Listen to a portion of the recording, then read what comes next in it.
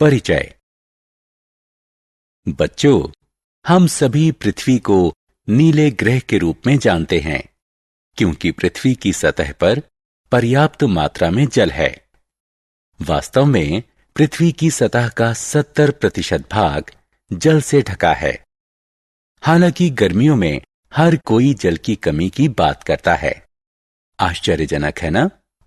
इससे भी ज्यादा आश्चर्यजनक है कि कुछ ही महीनों बाद मानसून के दौरान हम बाढ़ के बारे में बात करते हैं। इस पाठ में हम पृथ्वी पर सूखा और बाढ़ के प्रभावों के बारे में पढ़ेंगे।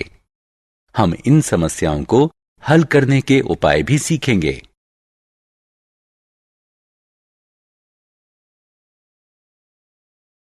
उद्देश्य।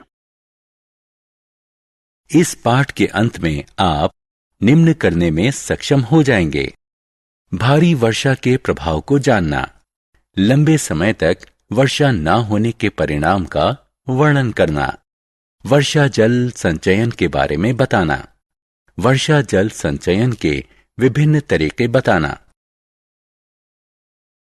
वर्षा का जल कहां जाता है? क्या आपको कभी आश्चर्य हुआ है कि वर्षा का जल पृथ्वी पर पहुंचने के बाद कहां जाता है?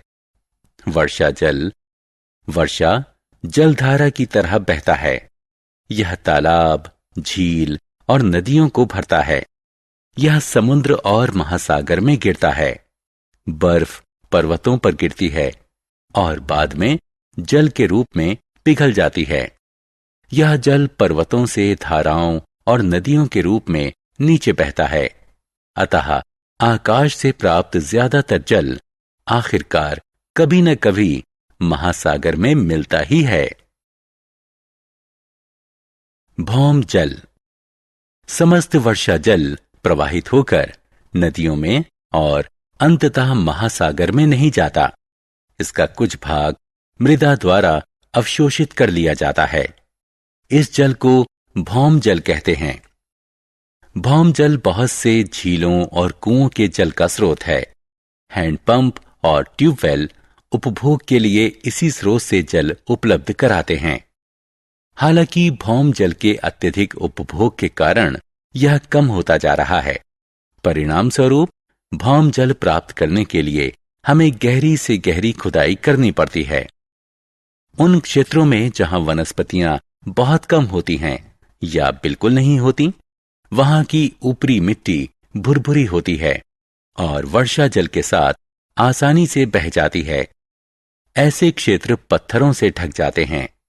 परिणाम स्वरूप धरातल में वर्षा जल का निस्संयदन कम होता है। यह भौम जलस्तर में कमी का कारण भी बनता है। आत्म मूल्यांकन। छात्रों, दिए गए विकल्पों में से सही उत्तर चुनें। जब भारी वर्षा होती है तब क्या होता है?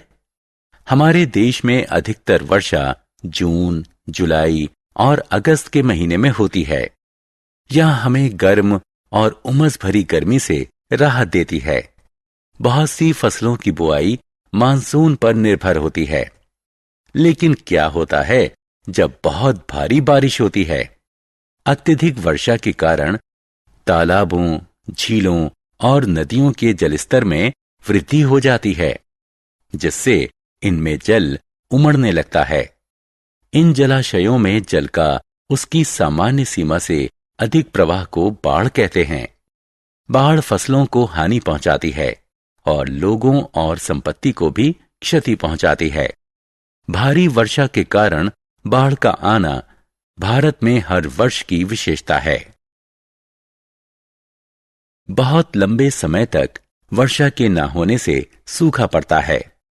क्या आपने ध्यान दिया है कि यदि लंबे समय तक वर्षा ना हो तो क्या होता है? जब लंबे समय तक वर्षा नहीं होती, तब मृदा नियमित रूप से वाष्पीकरण और प्रस्वेदन के माध्यम से जल खोती है। तालाब और कुओं का जलस्तर घट जाता है और कुछ जलाशय सूख जाते हैं। भौम जल भी कम हो जाता है। लंबे समय तक जल की कम आपूर्ति के कारण सूखा पड़ता है। जल का बुद्धिमत्ता पूर्वक उपयोग करना चाहिए। जल को केवल प्राकृतिक स्रोतों से प्राप्त किया जा सकता है। पृथ्वी पर उपलब्ध जल का एक बहुत छोटा सा भाग पादपों, जीवों और मनुष्यों के उपयोग के योग्य है। विश्व की बढ़ती हुई जनसंख्या के अनुसार योग्य जल की मांग बढ़ती जा रही है।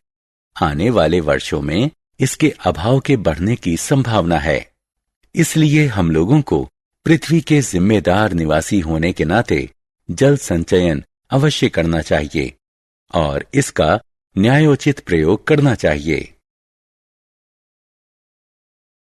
वर्षा जल संचयन।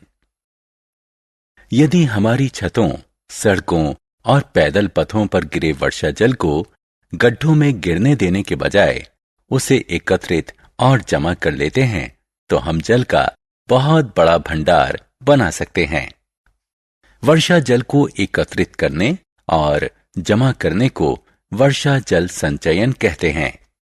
छतों पर स्थित वर्षा जल को बाद में विभिन्न कार्यों में उपयोग के लिए पाइप से स्टोर टैंक में जमा करना चाहिए।